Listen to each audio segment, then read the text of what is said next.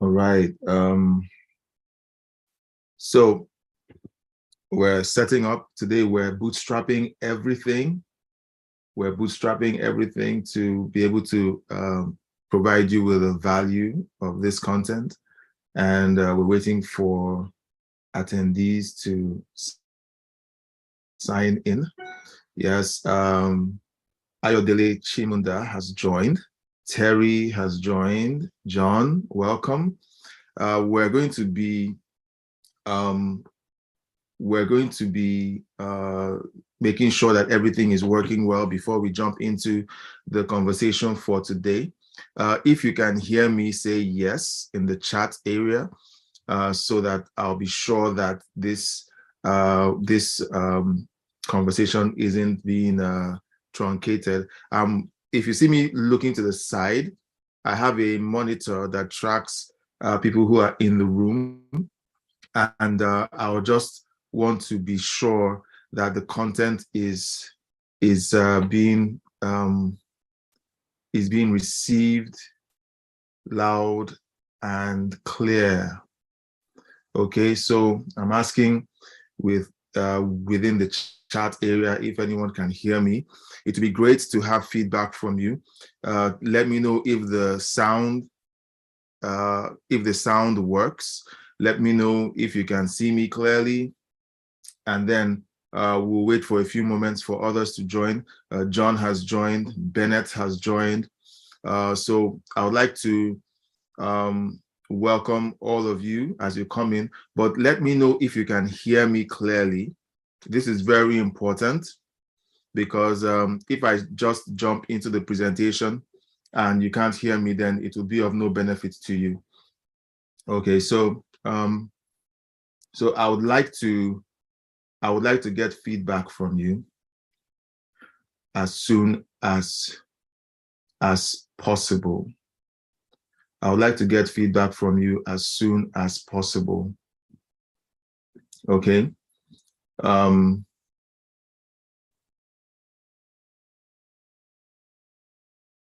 All right. So I'm still waiting for feedback. Okay. So Chidima says yes, she can hear. All right. Thank you, Chidima. The rest of you, please confirm that you can hear, because this is going to be a very rich conversation. Before I jump in, of course, maybe I'll repeat this. I was meant to be joined with by my wife. My wife and I were meant to be co-hosting this event. She's actually downstairs.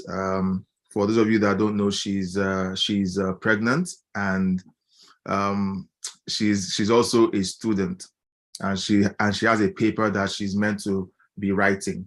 So we had originally planned that both of us would co-host. She was meant to be sitting beside me, and then we'll talk through the presentation and also answer your questions. But I thank you, Ayodele, for confirming that you can see and hear me clearly. Thank you. So because of her condition, she's heavy and is due, and will soon be due to give birth. So I asked her to just sit this one out, and I will be hosting you by myself for today. We intend to have more conversations like this in the days to come, but just like we advertised, we want to turn you on to the opportunities available in Canada. The first event that we held about 2 or 3 months ago, my wife was here in Canada and I was in Lagos, and we hosted a live event with several attendees. And we said to ourselves, okay, it would be great for us to hold the next one when I and the children join you in Canada. So we agreed that was going to be the program. So my kids and I arrived in Canada several days ago, and we were tempted to just say, look, let's take a week or two and rest before we kick off these live sessions. But to be honest with you, when I think about the ways that we can be of benefit to you, and to the community that will be joining us in the days to come. I feel energized that we can do that for you. Somebody took the time to turn my family on to the opportunities in Canada. Maybe if there is time, I will recount that. I'll recount that story. A friend of ours, a family friend of ours, had started the process of moving his family over to Canada, and he just told me about it. His wife had already moved, and I told him, okay, look, come and talk to my family. Come for lunch, talk to us and tell us what you're doing and how you did it. And he did that 5 years ago. Now, because of that single act of grace on his part, it inspired our family to begin our process of moving. Now, we did not take it seriously because there were things that we were considering. My wife had a career, I had a career. We were not willing to uproot our family and move over to Canada. But at some point, we decided that it was time for us to do so. Our careers were on a high. We were doing very well individually and also as a couple. Our marriage was, had gained some new some new energy. We were in a good place, and we felt that making this transition would affect things, would affect our careers, it will affect the family, because it will mean that the family would have to split. But because of the inspiration someone gave us years ago, we thought about it and said, look, we need to sacrifice just a few months in order to provide our family with a lasting opportunity that would yield great dividends. And that is what we did. Now, I want to, on behalf of my wife and I, invite you into this presentation to please listen with your heart and please engage. I see that most of you are desirous of making the transition to Canada. You're here in this presentation, you're participating, and I would like to appreciate you for taking the time to be a part of this opportunity. So I would like to jump right into the presentation. So thank you all for being a part of this in advance. Now, I'm going to share my screen. Just a moment. I'm going to share my screen, and then I would like you to please, be a part of this experience. All right. So first of all, we called this live event Canada Limitless. Understand the limitless opportunities in Canada. There were things that were in our hearts about encouraging you to consider building a life in Canada. And we're going to be discovering the opportunities awaiting you in North America's best kept secret. People have been, wanting to go to the US for years. They've been talking about America, US, but very few people talk about Canada, because Canada has been overlooked for a long time, and for several reasons, okay? And maybe we'll be talking about that in the question and answer segment of this presentation. Please remember, if at any point you feel like you're not following or hearing me, please post it in the chat. I'm monitoring the chat. I'm looking to the side and I'm looking in the chat area for your feedback. Now, please send your questions, okay, using the chat tab, not the questions tab. Send your questions using the chat tab, okay? And then I will be taking note of these questions. During the Q&A segment, I will be going into the chat area to answer your questions. So please feel free to type in your questions, and then I will go ahead and answer them when the Q&A segment arrives. Now, we're at the 10-minute mark and we'd like to get going. Okay, so we'd like to do a little housekeeping. Housekeeping is simply talking about the things to expect, do's and don'ts, and how to engage with this event. First of all, please stay till the end of the presentation. There's a special offer and conversation that we would like to talk about at the very end. It will also be tying in with your Q&As. So please stay to the end of this session. We're expecting to have this session for only 45 minutes. So you can see I'm talking fast. I'm trying to squeeze so much into it because it's difficult to hold attention for more than 40 minutes. So we want to pack as much as we can into the 45-minute presentation event, but the presentation will only run for roughly 15 minutes. So I'm going to try to make it as short and sweet as possible. The question and answer session then is your show. All right. You will then have control of the show. You will ask your questions. You will try to poke holes in the presentation. It's fine to do that, because when someone tried to present me with the opportunity to move to Canada, I actually brought in people to poke holes in the argument so that I would know if this was a safe thing for my family to do or not. So that is something else that you have to do. 30 minutes of that. You can send in your questions while I'm presenting. You can send in your questions during the Q&A session, but it'd be great for you to send it in during the course of the presentation so that we can compress our experience together and make the most of it. Then finally, like I said earlier, put the questions in the chat area. They will be treated at the end of the presentation, and it's also great for better time management. Now we're going to be going through an introduction. I'll tell you why my family and I chose to relocate. I'll talk about why people tend to relocate, because sometimes, depending on who you're talking to, relocation might be a taboo subject.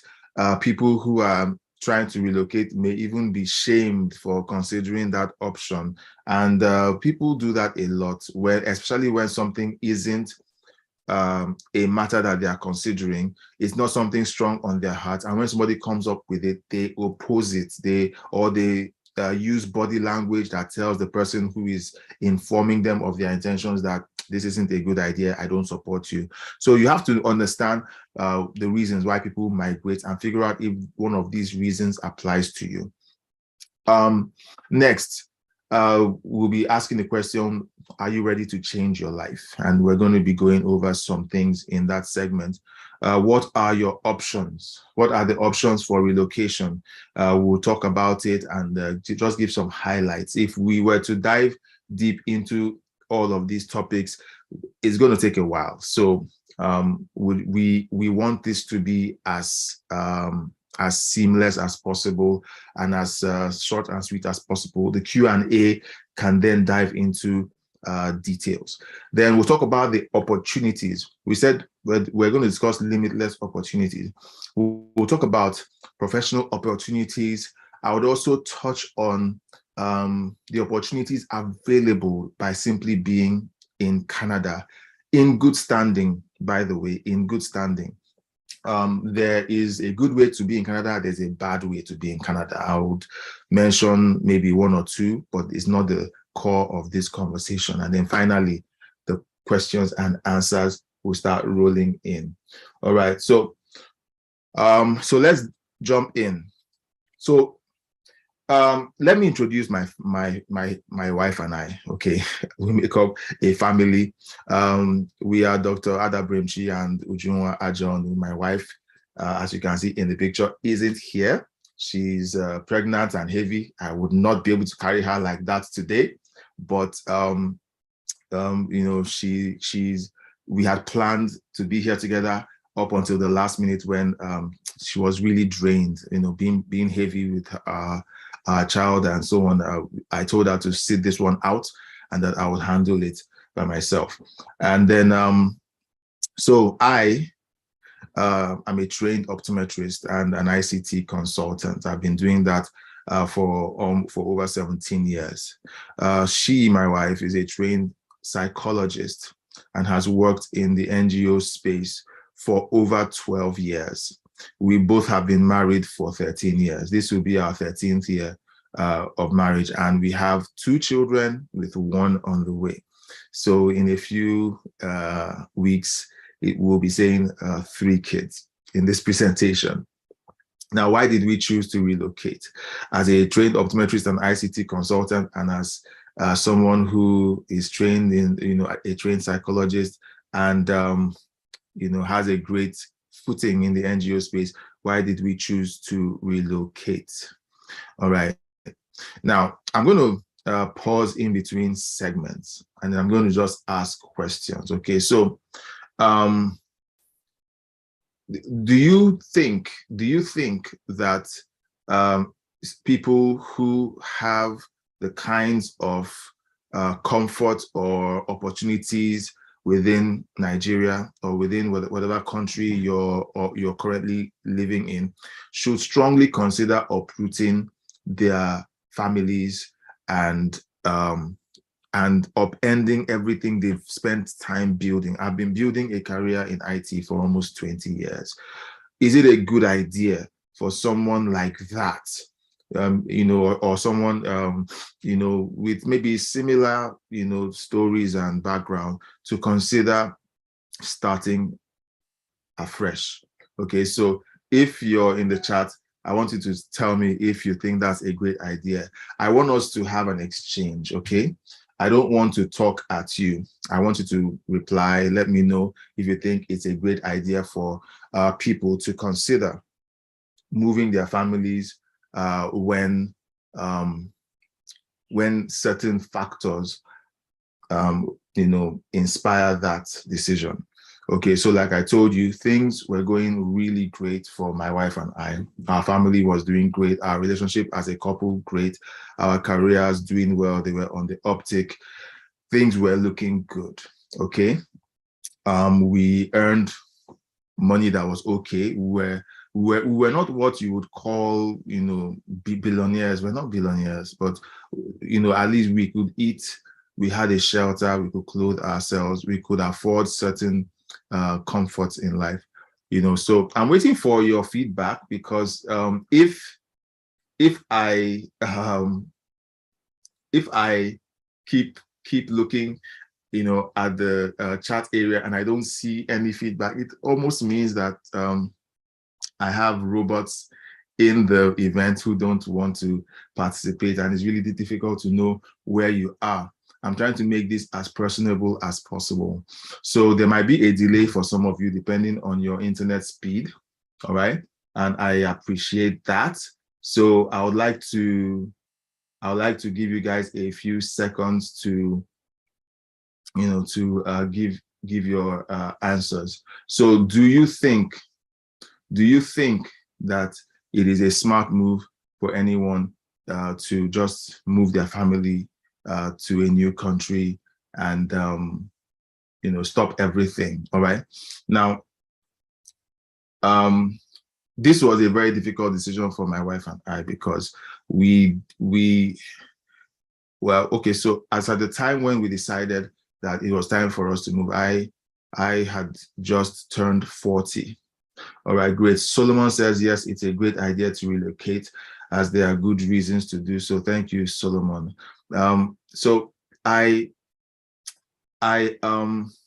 felt that I was too old to be considering that kind of transition. Immigration, okay, it requires a lot of energy, especially when you're basically starting afresh. And so I had my own misgivings. My wife, as a mother of two at the time, also had her misgivings. She had grown in her company. She had built credibility, and the thought of moving to a new space, a new country, finding a new team and beginning to build credibility again is really hard work. And these are only things that maybe young people with energy and with no families tend to do. All right, so thank you, Solomon, for your feedback. Keep the feedback coming for those of you who may have some delays on your feed. All right, so why did we choose to relocate? All right, now we chose to relocate for several reasons. One, the top of the list, the reason why we said, okay, let's move to a new country, was to give our children options. I grew up in Nigeria. I've lived in Nigeria for over 40 years. I had dreams as a child. I was told in the 80s that Nigeria would attain a certain level of competence in fulfilling the dreams of the citizens of the country. I was told that when I was 12 years old, that that by the time I was 23, I would be in a country that would afford me those benefits. They said by the year 2000, Nigeria will be a great place to be. It will be a world power. We would have a space program. They kept giving us all of these promises. And as at 2020, when I decided that it was time to cut and run, 20 years after their promised deadline, the country had gotten worse and worse. And I said to myself, and I said to my wife, we need to give our children options. My children should be able to pick up a passport and walk to the airport and buy a ticket and go anywhere they want in the world without being scrutinized and asked very demeaning questions. They should enter into another country and be treated with honor without being looked at as no-class citizens. Yes, there are some issues of racism out there, but when you're holding a certain passport to a particular country, there is a certain kind of regard the border officers will give you, okay? And I felt that we needed to give our children that option. My wife and I needed a change. I had invested almost 20 years in my career, and I felt that my achievements were lacking. It was an honest assessment of myself. People saw me and thought that I was living the life. I knew that I was living below my potentials, and those potentials were by no means as a result of a lack of effort. My wife will tell you that for over 10 years of our marriage, I would stay up late at night trying to work and trying to get ahead, okay, doing my very best to be diligent. But you put in massive amounts of work into a career that only brings out little. So, and it's not as a result of what we will call a course. It's not a course. It's just the fact that you're operating within a system that is not hospitable to the citizens. So we both needed a change. We increasingly leaned towards relocating. We would hit a roadblock, or two in certain areas. I will be driving in Lagos. Let me talk about the driving in Lagos. Driving in Lagos is crazy. Okay, those of you who live in Lagos, you know what it's like. And I'll be driving, and when something wrong happens, I would just say, God, I need to leave this country. And when I kept saying that, it was just a red flag that, look, it seemed like I had disconnected from being a participant in the Nigerian project. And it was really important for me to tell myself the truth that it was time to leave. Next, we started discussing relocation 5 years ago, like I said, in 2017. And then by 2020, when the lockdown and then the NSAS thing happened, we just came to the conclusion that we just needed to move. It was there that the zealous Nigerian, decided that it was time to take my family to another country and become a refugee or an immigrant in another country. And that's what I decided along with my wife in 2020. Now, my wife had moved as at the time I had written this presentation. So that's why you have, my wife has moved, but I can now say that we have moved. Now, right now, I'm sitting in Canada having this conversation with you. So why do people relocate? All right, why do people relocate? I've told you why we did. I've told you the key things that drove our decision to relocate, but why do people relocate? What are the reasons why people will relocate? And it will be a valid reason. Okay, so please keep your comments and questions coming. I'm still tracking the comments in the chat area. And I'm going to just talk about several of these reasons, okay? People relocate because of famine. Famine, you know, I'm a Christian, I read the Bible, and you would find that many of the patriarchs relocated a lot. Abraham did a lot of relocating. Isaac did some relocating. Jacob did some relocating. The children of Israel did relocate several times. And I find that most of the time, the reason why people relocate, especially from Bible days, was famine or economic reasons. If you're living in a territory, if you're okay, so Terry says it's always great to relocate. I want to Japa even if I'm doing well here. And that is really the sentiment of a lot of people. However, there are some people who are doing very well. They can relocate. They have private jets parked at the airport and they can relocate at any time, but they prefer to be in Nigeria. I don't know why yet, but that's their own story. Okay, but most of us who were doing okay really need to go, because even if you have all the money in the world, it can't protect you from a country that isn't exactly working the way it should. So some people just want to leave. So like I said, famine, economic reasons, economic instability causes people to want to relocate. Okay, that is what famine represents. If the economy of the country you're living in is not friendly, for example, $1, $1 American is worth over 600 of our Nigerian naira. That is an economic problem. It means that economically, you cannot compete at the same level as people who are operating in another country. All right. And it's not an issue of race now, because there are black billionaires in the world in dollars who operate in other countries. All right. But because they live in an economy that encourages their growth, and that economy is strong, they are able to hold their head up, head and shoulders over any other country in the world with a lower currency. So if your economy is not strong and it is also creating challenges for you, that is a good reason to migrate. Conflict is another reason why people migrate. When there are civil wars, and conflict doesn't have to mean just societal or civil unrest. It could also be a relationship unrest. There are people who have had terrible relationships. Maybe they had a marriage that failed, but the spouse is making life a living hell for them in the country or in the region where they live. So they just need to relocate and disappear so that they can have a life.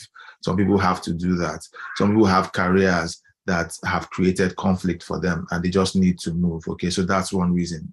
Career opportunities create a need to migrate. For example, if the United Nations gave you Solomon, Chukwudi, Bennett, Ezinne, Terry, Hope, if Peace, if the United Nations gave any of you a job and they said, we'll be paying you $10,000 every month to run this job for the next 5 to 10 years. Oh, and you need to move into the United States, or you need to move to Germany, or you need to move to Canada, or you need to move to Australia. How many of you will say no? So write in the answer in the chat. Will you tell the United Nations you're not interested? Yes or no? Yes, you will tell them. No, you will not tell them. All right, so put that in the chat area right now. So career opportunities are a way that people or a reason why people would like to migrate. I'm waiting for those answers. I'm looking. I'm just carrying on so that we don't overextend our conversation. All right. Now, education is also another reason why people migrate. There are things that you will not be able to learn with our educational system. Oh, by the way, with an educational system that goes on strike whenever they like. Okay, when your mates have graduated, you're still in year 2 here in Nigeria. There is an issue there. Okay, so people want to escape that that delay by moving to another country and schooling in another country. Then finally, love is another reason why people migrate. People get attached with another person, okay, in another country, and then they marry them, and then they have to move to that country. But love can also mean that they are in love with another culture, okay? They are in love with another culture. So if you find yourself attached or attracted to another culture, another country, that might be a great reason.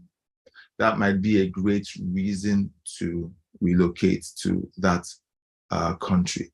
All right. So please keep the comments coming. I can see. Okay. So Hope says no way. No way. So you will definitely take that job.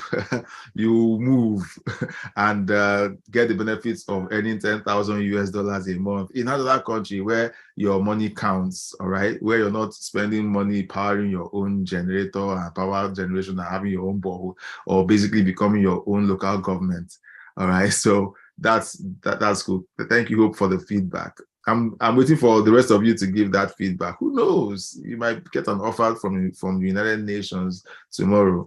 So just give that answer. All right. So are you ready to change your life?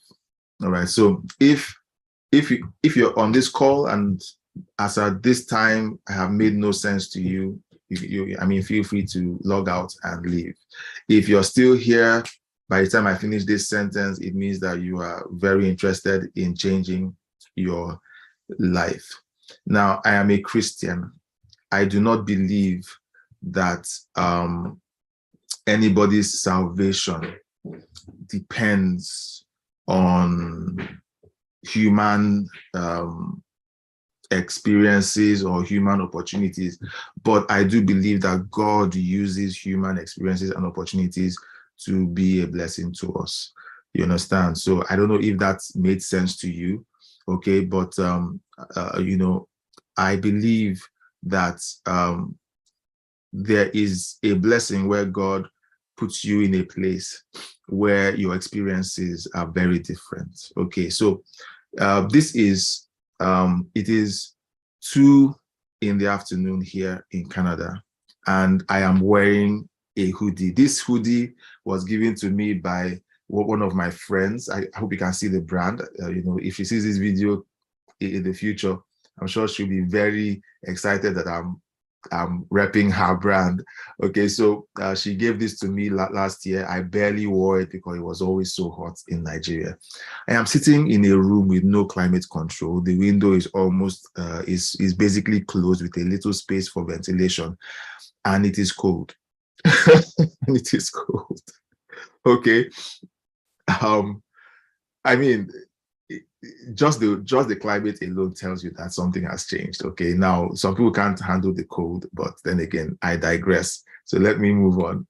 All right. So when you move to a new country, certain things change. Okay, now the changes may not always be favorable. For example, I stepped out yesterday to do my wife and I planned on doing some running around, and I stepped outside, you know, with my denim jackets, and I stepped outside and my hands were cold and I was freezing.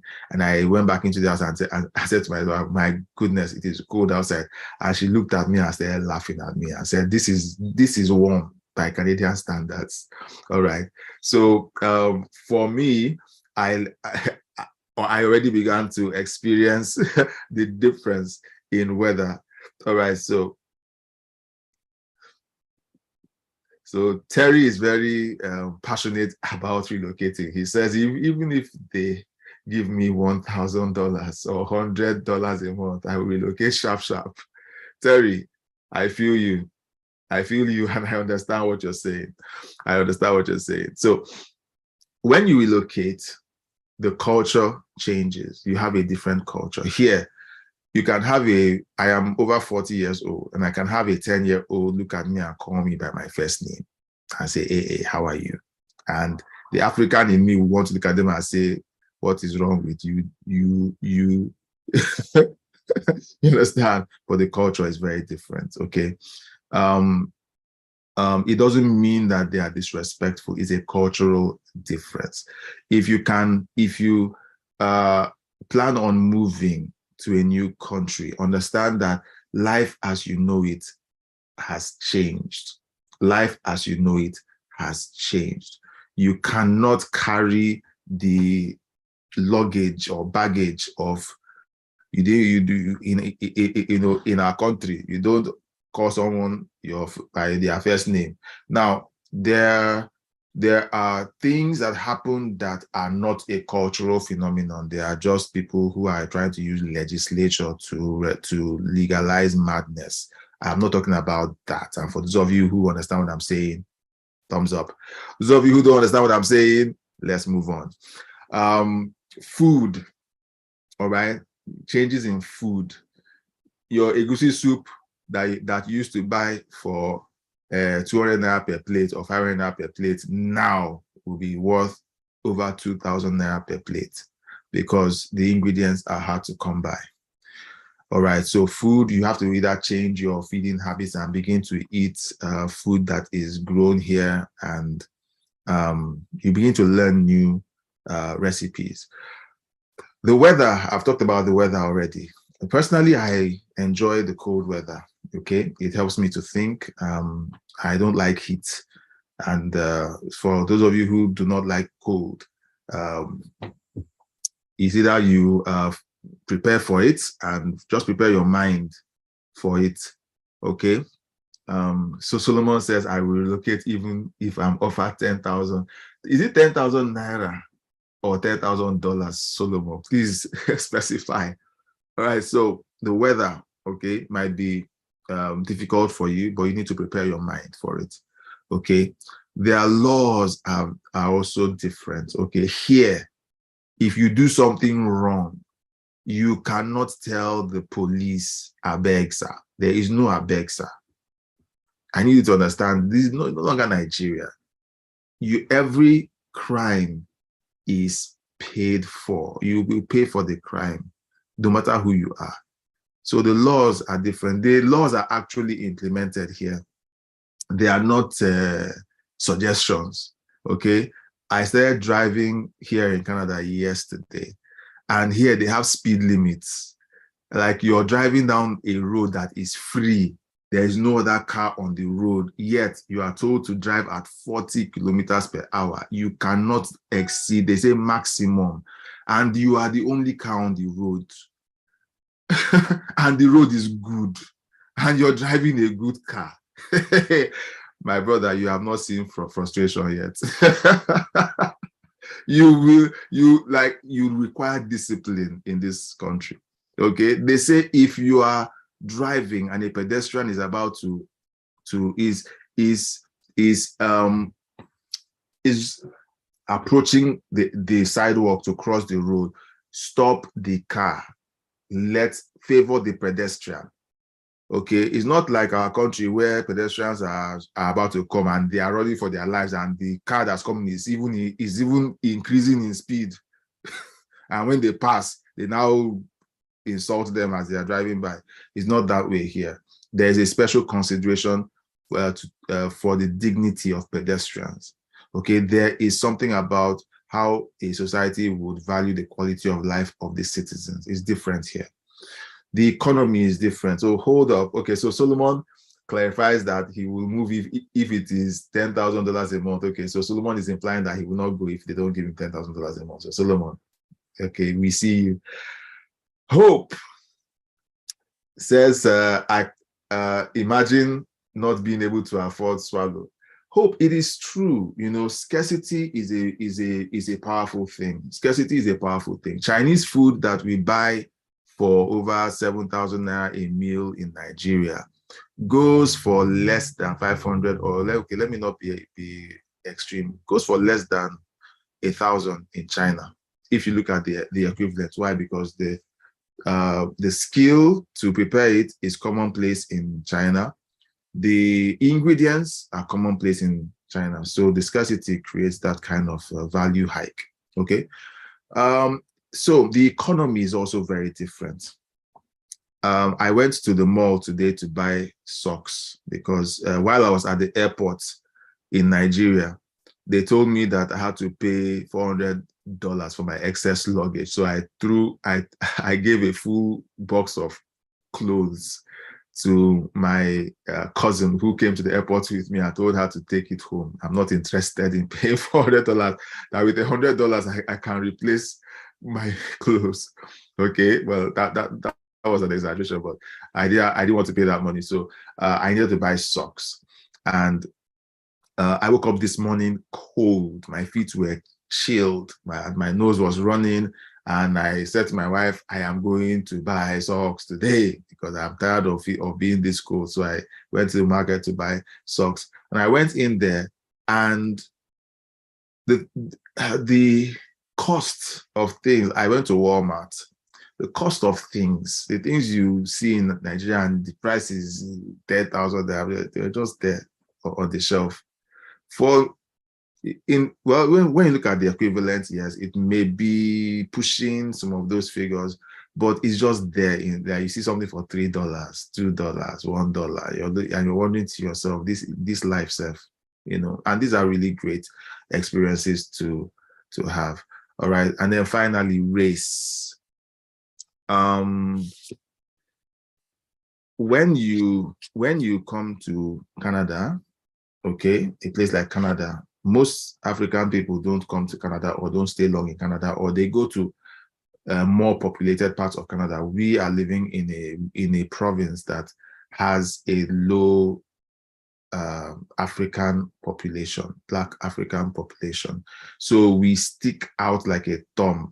I was shopping today, and a number of children who said hi to me like they'd never seen a Black person before, had several do that. And it was fun, but the awareness of the difference in race stands out like crazy.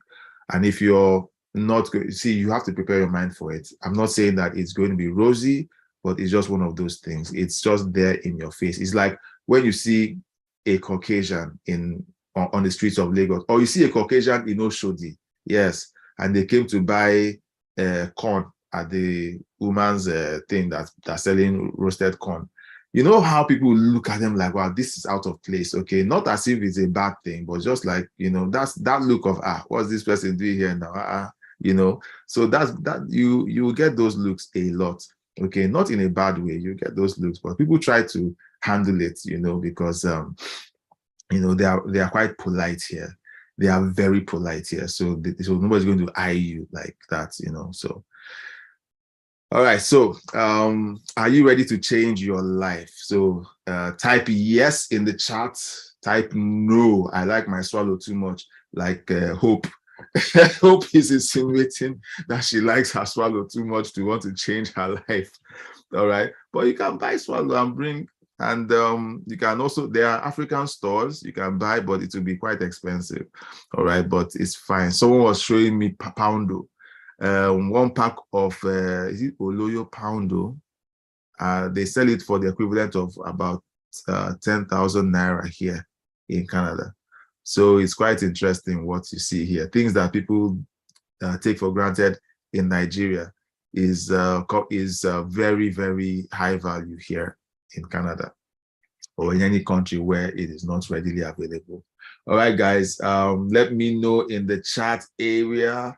Are you ready to change your life? Are you ready to change your life? Let me know in the chat area, right? So what are the available opportunities? Cindy, thank you. Cindy wants to change her life. Now, I'm going to talk about several things. I'm going to talk about the opportunities. I'm also going to talk about a path to relocating to Canada. I'll do that very quickly, and then you can ask your questions. The reason why I'm going to take this route is that I just want to give highlights. I want to give highlights and then give you the opportunity to ask your questions. Some of you may even know about some of these things. I want to respect your intelligence. Those of you who have been able to log into this live event have shown a very special quality that is required if you want to live in a civilization like Canada. All right, so available opportunities in Canada. So I'm going to talk about a few. Now, some of these things, I just listed them, but on the Canadian websites, okay, where jobs, skills, and roles are classified, it is almost 4 pages long. There are a lot of jobs that can be done. So let me just talk about a few of them. I'll talk about the ones on the screen and maybe make some honorable mentions.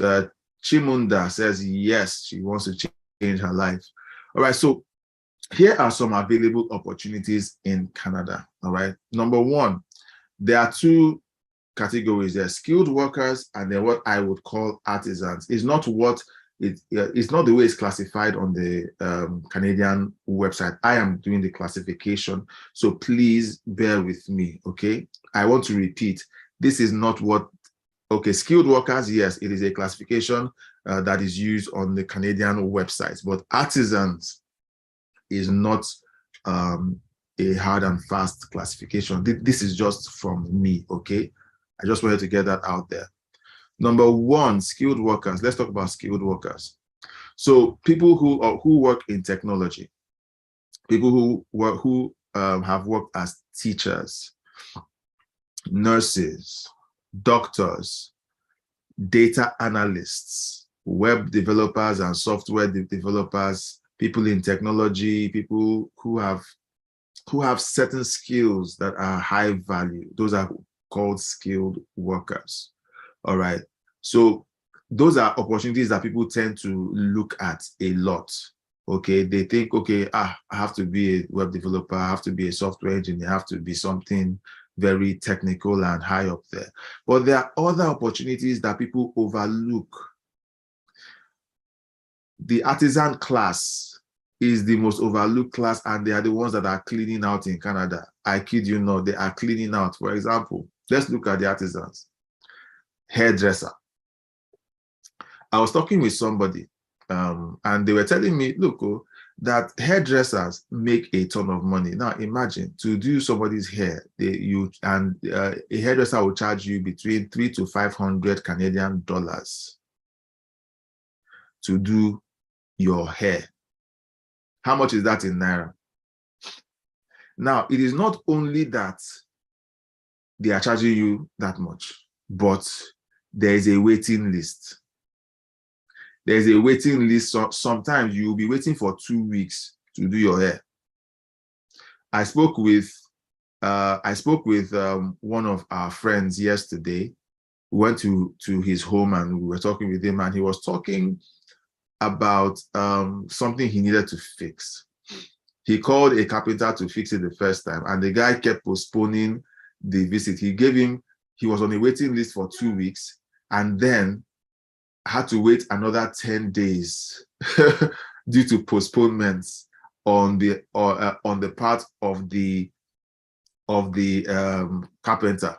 Okay, so eventually he stayed for almost a month waiting for the carpenter to come and carry out the task that he had booked him for. Carpenter, my brothers and sisters, carpenter. Solomon says he's ready to change his life. Terry says he's ready to change his life. Well done, guys. So hairdressers, valuable. Plumbers. There's something that I wanted to say, but because of decency, I'm keeping it to myself. I'll make an inside joke and smile on the inside. But the plumber is very valuable. If anything happens to your plumbing, if your toilet isn't flushing, if something goes wrong with your plumbing, you will be paying a lot. Sometimes you might even pay up to $1,000 to repair whatever it is that got blocked. All right, so it's a lot of money. Okay, and plumbers make a whole lot. Mechanics make a lot. Bus drivers, farm hands, people that work in farms. I live in a province, a province that is heavy in agriculture. Farm hands are paid well as well. You have long distance truck drivers, people that carry cargo from Canada to US and back. These people are paid a lot of money. I have heard of Nigerian, of a Nigerian, not Nigerians, but a Nigerian who started out with delivering goods for Africans. Then he transitioned to delivering for Chinese, and then he has eventually opened up his own delivery route. Okay, people are making bank in this country from long distance truck driving. All right, waiters make quite some money. For example, if you work in the right establishment, you can your tips, because here they believe in tips. Tips are not bribes. Tips are an appreciation for the person who served you at a restaurant. Sometimes a waiter can walk away with $500 worth of tips a day. Okay, how much is that? Every day or every other day, he's getting $500 in tips. Tips is that the customer has paid, or the establishment has collected their payment for the food. Then he decides to drop $50, $20, $100 for some customers to appreciate the person who served them. And some waiters are walking away with $500 every day. How much is that in Naira? Cashiers. Okay, cashiers, people who sell across the counter. Okay, people who serve people. They also have a life here. They have a life here. Taxi drivers. Okay, to mention a few. These are opportunities that you can live on in Canada. Now, while we're at it, okay, before I jump into the next segment, okay? The next segment is very interesting. In fact, let me jump into the next segment, okay? So I have good news for you, okay? I have good news for you. And what's that good news? Number one, if you logged into this webinar and stayed until this segment and you asked questions in the chat area, you are skilled. Okay, for the rest of you, sorry, I did beg you to send in your chat. This shows that you are accustomed to the use of technology. You are responsive to instructions. You know how to articulate yourself in written format. Most employers within the Canadian space are looking for people just like you. You're skilled. Now, of course, we need to do a deep dive into other aspects of your competence, but this is a good sign. It means you're comfortable with technology, you're comfortable with being online, you can communicate clearly. It is something that is valued here. Secondly, a large percentage of people cannot do what you have just pulled off. You need to understand that. Number three, entering into a tech-savvy society requires the skills you have just exhibited. So here's an experience I had today. Today, a few minutes before I stepped into this presentation, I went to Walmart to buy some items. And when I finished picking up my items, they don't have, the Walmart establishment I went to, doesn't have physical cashier. So you go to the cash point and you check out your items yourself. And then I had to look at the machine and understand how the machine works without anybody telling me. I swiped my groceries, and then I paid with my card. That's basically was an understanding of technology, because the society here runs on technology. And if you're here, you have shown competence in the ability to function in a society like that. Okay. Sorry, one moment. Yes, what is it? Okay, my daughter. Sprinklers. You're going to Sprinklers. You're going to sprinklers. Okay. see our children be changing their dialects.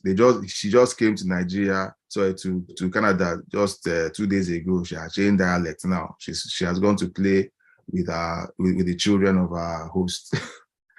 Okay. John Dongs from Plateau State, waiting for the meeting. I don't understand. John, are you watching this session? If you're watching this session, say yes.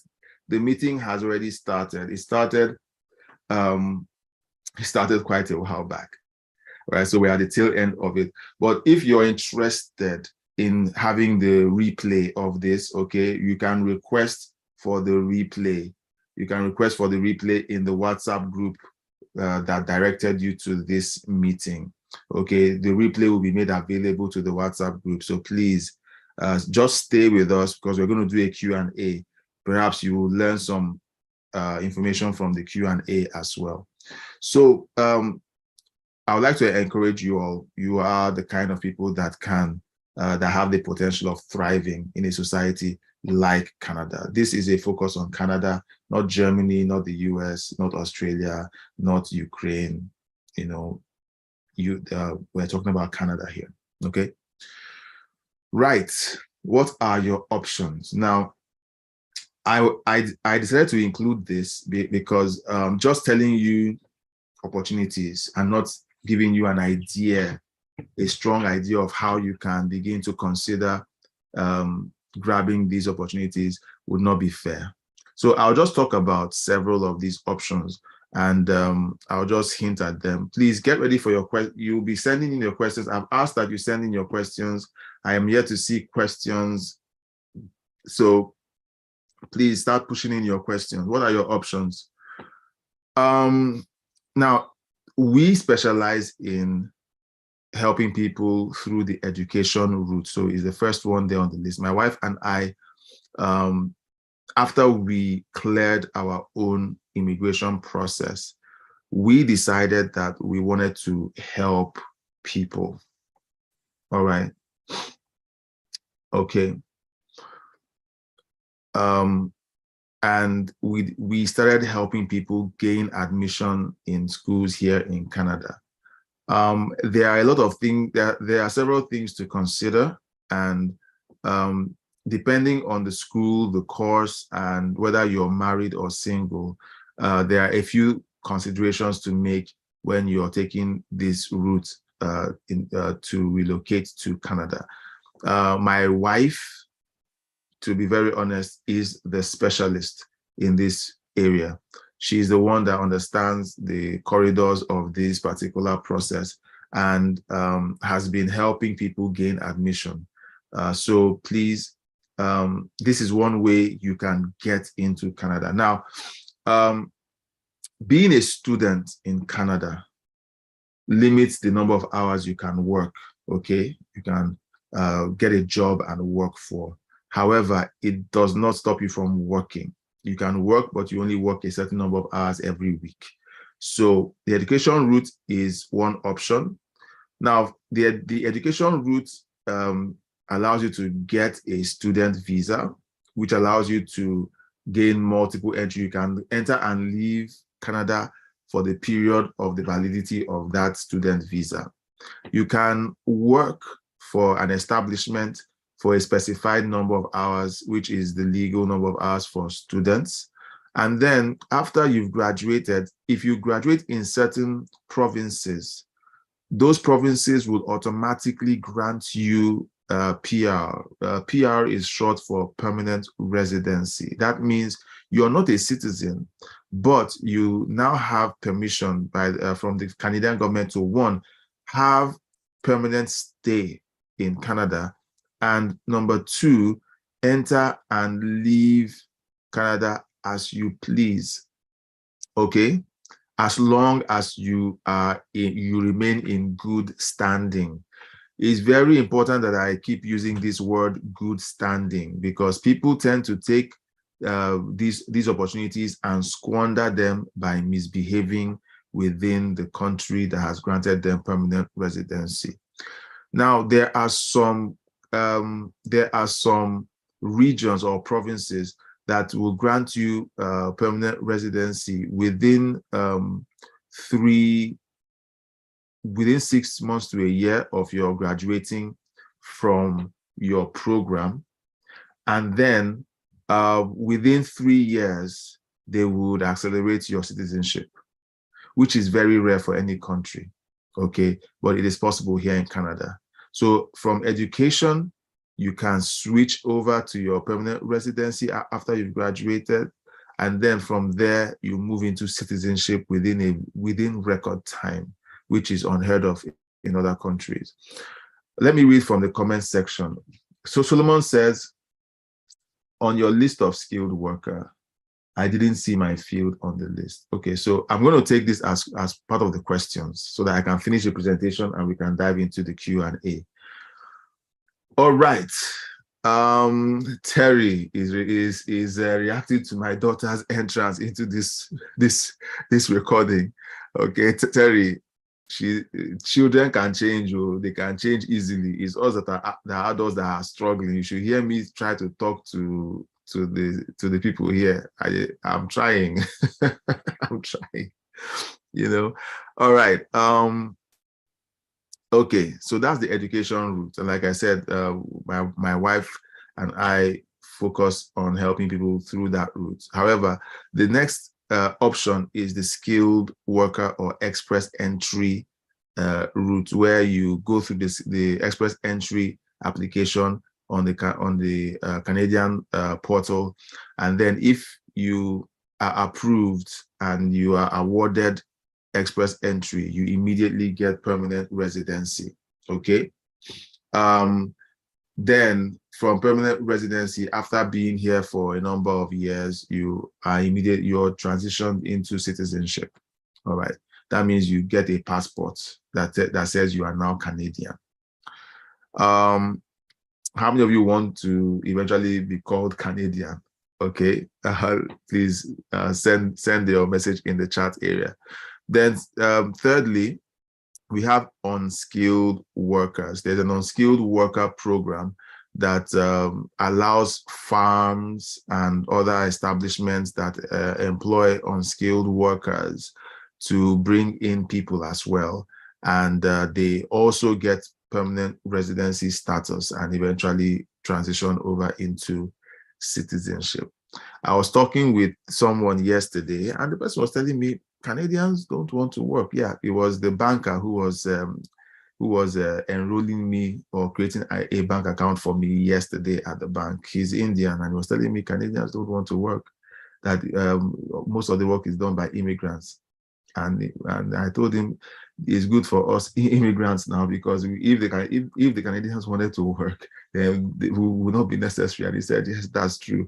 So it's quite interesting. Okay, so but the bottom line is that all of this requires a lot of work. I'm sorry if you came into this meeting assuming that this is a get out of Nigeria quick scheme. We are turning you on to the opportunities, and we're also looking out for ways to assist you to make this transition as seamless as possible. Like I said, we specialize in the education route, and none of these options are easy, okay, in any respect. It's important that we outline that and help you understand that this is a process that will require your dedication, discipline, and hard work, okay, both before you come into the country and when you get into the country. It requires a lot of hard work. All right. Now Bennett says yes, he wants to be a Canadian. Thank you, Bennett. So I thought that there was one more aspect that I thought about while I was outlining these three routes, but I've talked enough. I've gone through the presentation, and let me just quickly talk about the education route. Number one, is great if you apply to and attend a government approved institution. It helps with your ability to to apply for the permanent residency status. Number two, if you're married, you can apply for a spousal work permit for your husband or wife. All right, this allows your husband or wife to come into Canada and to work full time in order to support you as a student. This is what my wife and I did. So I am here on a work permit, working to support my wife, and then my children are here on student visas, who they will go to school. So my job is to work and earn money, which would pay the bills, the school fees, and also take care of the expenses of having a family here in Canada. So that's how we came in. Third, of course, upon graduation, I mentioned this earlier, you apply for permanent residency, and then some provinces accelerate your chances of getting permanent residency. So if you go to those provinces, you stand a chance of getting it earlier than in other provinces. And then finally, you arrive at citizenship. Okay. Now, the WhatsApp group that you came through should serve as your means of communicating your interest in our services. These phone numbers are our Nigerian phone numbers, okay? But the chances are that in a few days or weeks, we will be switching over completely into our Canadian phone numbers. I have a Canadian phone number now, and my WhatsApp may be switching over to it soon. So the safest way to contact us about your interest in any of these options and needing more information and so on would be to indicate that interest from within the WhatsApp group where you learned about this meeting and linked into the meeting. Okay, so that's what I would like to advise. So please, let's take the questions and answers. All right, beautiful. Hope asked a question, and I would like to, I'll take that question after I've started with the, okay, good. Okay, so John, I hope you're still here with us, because I am about to jump into the conversation. Conversation really is about the questions. Okay, so Solomon, let me take your question. You said on my list of skilled workers, you didn't see your field on the list, which is quality assurance or quality control / restaurant operations manager. There is an option for that category. It is like, okay, so it's like I said when I was listing, before I called out all of those roles, I said that this is a limited list, that they're on the Canadian website where you see all of the jobs that are available within Canada. It is over 4 pages long. So within the WhatsApp group, I am going to place the link to that particular page on the Canadian portal, and you can see all of the jobs that are classified within Canada. Okay. Now, it should be a source of interest to you if what you're trying to do is come in through express entry. Okay. However, if what you're trying to do is coming through a student visa, okay, through the education route, it shouldn't bother you, because once you're in the country, you can then from within the country begin to apply directly to establishments that have this role, okay, open. So I just wanted to throw that out there for you, Solomon. Okay, I hope you heard my answer. All right. Next question is from Hope. Please keep your questions coming in.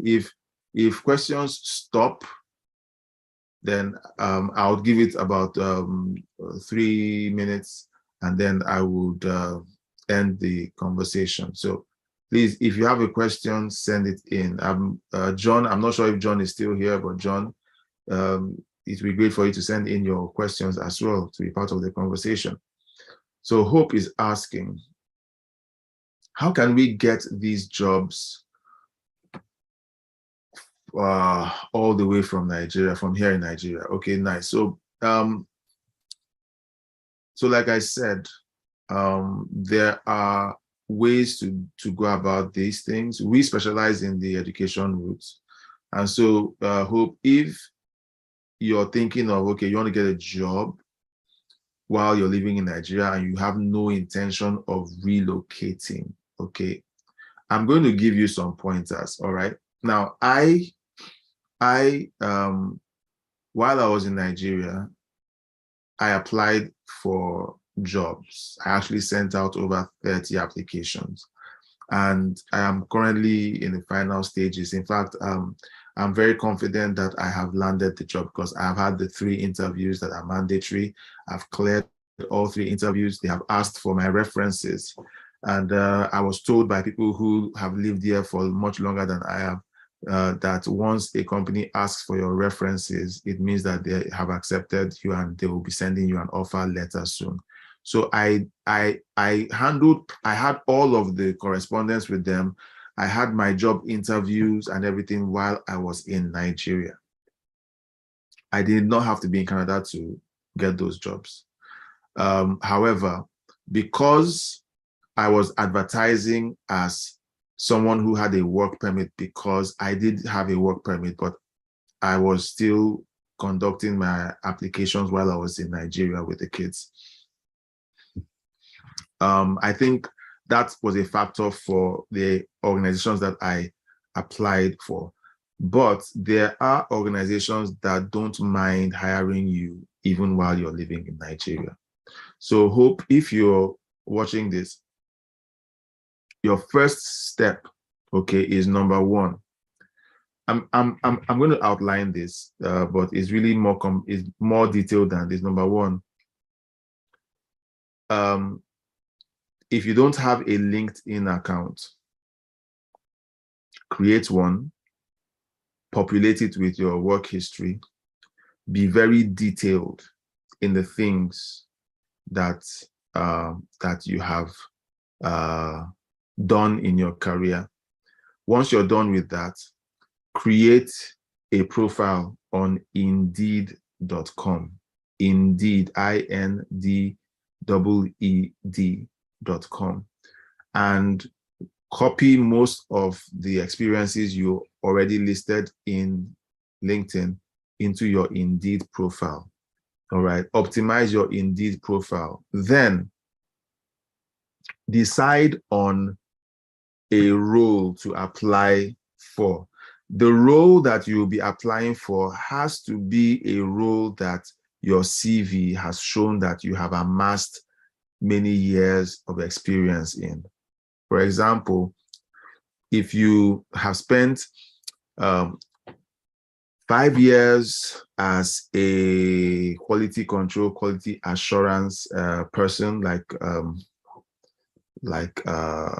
who was it that said that they did that? Solomon said he had spent time, that was his role. So let's say you spent 5 years in that role, but your current role, which you've only been in for like 1 year or 6 months, is restaurant manager. Apply for that role that you have more experience in. That's my advice. Because your CV shows a thick experience in that particular role, but a smaller amount of experience in the other role. So do that and start applying. Now, once you do that, do a search on Indeed for the particular role, okay, that you've shown more competence in, and then start applying for those roles. There are 2 types of ways to apply on Indeed. Companies would let you send in your applications through the Indeed platform. So they call it easy apply. Indeed will tell you that certain jobs are easy apply enabled. That means once you click apply on the job from within Indeed, sorry, I need to drink water. This water was fetched from the tap, the sink in the kitchen, and it was cold and it was filtered. People don't buy bottled water or pure water here. They drink from the tap. Excuse me. Yeah, so where was I? So once you click on the button, it simply opens the forms and the pages within the Indeed portal, and you just fill out your details. So, and many times the content of the fields will be imported from your Indeed profile, and then you just click submit, and then it goes. I prefer to use that because it's more seamless. It's easier to apply for jobs that way, and it helps to protect you from scam job postings. There are job postings on Indeed that are posted by scam or bad actors. They are trying to deceive you into believing that they have a job for you, and then they just eventually one day they'll tell you that you need to apply for something, pay $5 to get started. So there are incidents like that, and they usually happen when you're taken outside of the Indeed platform. So I stuck with job openings that you could apply from within using the easy apply feature of Indeed. So do that. Avoid the ones that when you click on them, they take you to an outside site. Okay. I'm not saying that all of those ones are not legit, but it just made it easier for me to both apply and to be confident that I was talking to legitimate businesses. So these are the steps. Okay. I've tried to oversimplify it, but follow these steps and be aggressive. I told you that I applied for over 30 jobs. Okay. And only 2 went far. I've had 2 job interviews for one, and then the other one that I spoke about earlier, I've gone through the entire interview process, and practically, I think, in the next few days, I should get my offer letter. Okay. And I did that while I was in Nigeria. So it is possible to do that. Okay. So I hope it helps you. I hope this helps you. All right. Cindy says, I learned coming into Canada is usually easier as a couple. Coming with my hubby, we both intend to apply for master's degree. Please, would like to know the government institutions that probably give grants or fully funded scholarships. How do we get work and accommodation covered as well? I am a sales analyst while my hobby is an architect. All right, so there are grants that are available, but it takes a lot. It's like you can only really take advantage of some of these things when, number one, you are already a student inside of Canada sometimes. Not that it's a policy, but sometimes these grants come up when application, when maybe if you're applying and you're still going through the interview and application process, they don't show up until the school session has actually started. So if you're waiting for grants that way, you may not find them. You may. I said may, please. I said may. There are cases where people have, but it's very rare. So you have to focus on what you can control. Okay, focus on what you can control. And what is that? Focus on getting admission. Okay, so you said you and your husband have applied. Now, I would advise that once either of you gets admission, you have to choose who it is that's going to be the primary person, that is the person who is going to school. Usually, I think that, well, in our case, it was my wife that was the primary. There are people who have had the husbands be the primary. So it depends on your situation. All right. It depends. You and your spouse have to have that conversation and agree on what is best for your family. Do you have kids? Is your husband comfortable with being in Nigeria with the kids while you are in Canada, or vice versa? You need to have an agreement there. Secondly, once you've gotten your admission, you need to pay a portion of your school fees, okay? Possibly maybe even the first semester school fees. That shows commitment. And then once that commitment has been made, it is easier for the Canadian consulate to issue you your student visa, okay? Even though you've been admitted into a school, doesn't guarantee that you'll be given a student visa. So in order to convince them that you're serious about going to the school, you have to commit financially. So that means that you have to have the funds to at least make one term's school fees payments. Once you get the visa, then you go into the school, register. Once you're in the school, okay, you and your husband can now begin to research all the grants, scholarships, and so on that are popping up, because they pop up regularly, but it only really starts during the school year, okay? And usually it's issued for students who are, already in there. So I would encourage you to use this framework to start your process. It's important that you understand how these things work, because if you're still now waiting for scholarships and grants indefinitely, it may be a challenge. Yeah, so consider that. If you have more questions in that regard, please post in the WhatsApp group. Then you can book a session with my wife. She's the specialist. Okay, I am a generalist. I'm the guy that I basically have my finger in most of the pies, but she's the one that has, that understands how the education route, works. So please, you can send a message in the WhatsApp group, and then, request a session with her, and then you can start that conversation properly. I hope this was helpful, Cindy. Hope is asking, is this a follow-up? Okay, yeah, it's a follow-up to her question. Does this mean that you cannot get the job while in Nigeria before relocating and without a work permit? There is a strong chance that most businesses that you'll be talking to will insist that you already have a work permit.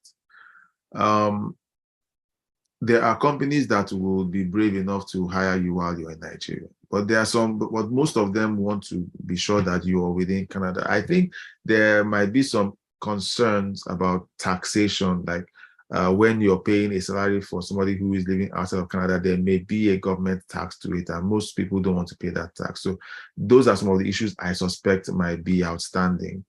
However, there have been cases where someone reached out to me, okay, to discuss a job opening while I was here in Nigeria, and I was not planning to go anywhere, at that time. There are people in Nigeria today that are working for Canadian businesses without needing to relocate to Canada. And some businesses also offer the option to relocate to Canada. It's a lot of work. I cannot give you any guarantees or any hard and fast answers. These are discoveries that you may need to make for yourself in your own situation. Now, I have my own situation and what my family went through in our case. It would be irresponsible for me to try to give you an answer based on my own experiences. I'm only giving you something general to give you an idea of how these things work. Okay, Bennett, I appreciate the fact that you sent the question in the question box.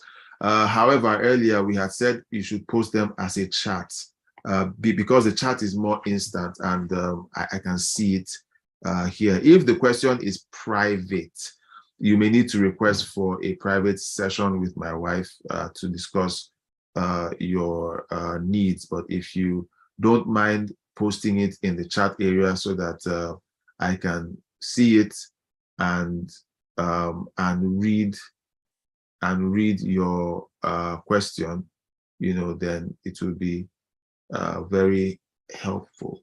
Okay, so my goodness, I hope this has been very helpful. I think I asked Mr. Bennett for a follow-up.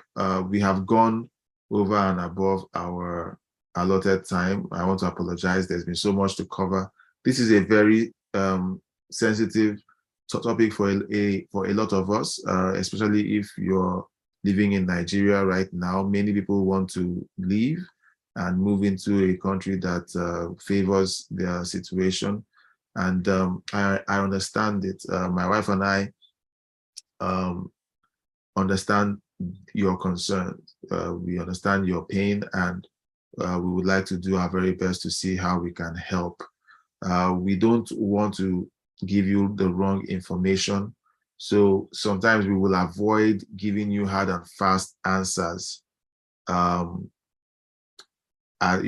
within this space, for the simple reason that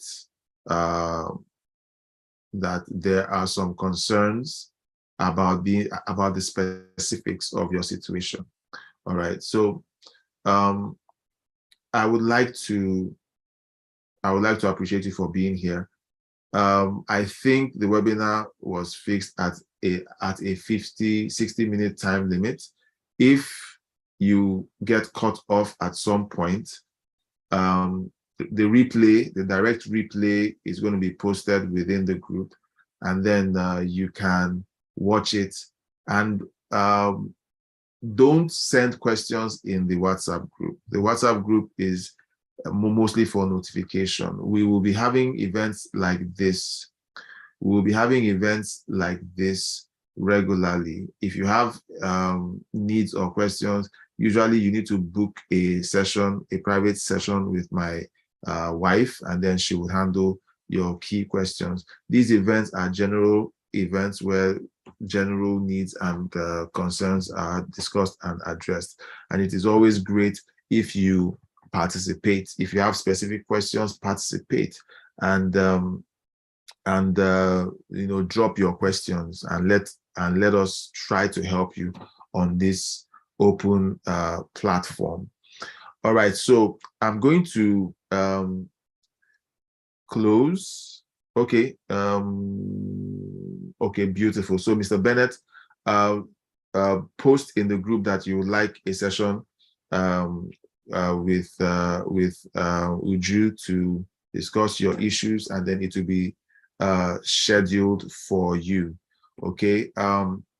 So I will. So once you say that, a link will be posted in the group for you to book your session, and then a Zoom appointment will be created, and then you can choose, you'll attend, and then she can assist you with what you need. All right. Thank you, Bennett.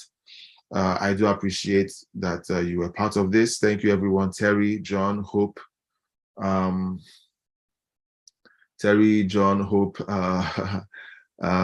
Chimunda, Solomon, Joy, John, Geraldine, Chinedum. I mean, all of you have been so great. Thank you for participating and for being such a joy to talk to. So we hope that the information that has been given has been helpful and has given you hope that that there is a light at the end of the tunnel. Thank you so much for being a part of this presentation. Have a lovely weekend, and don't forget to reach out to us from within the WhatsApp group. God bless you.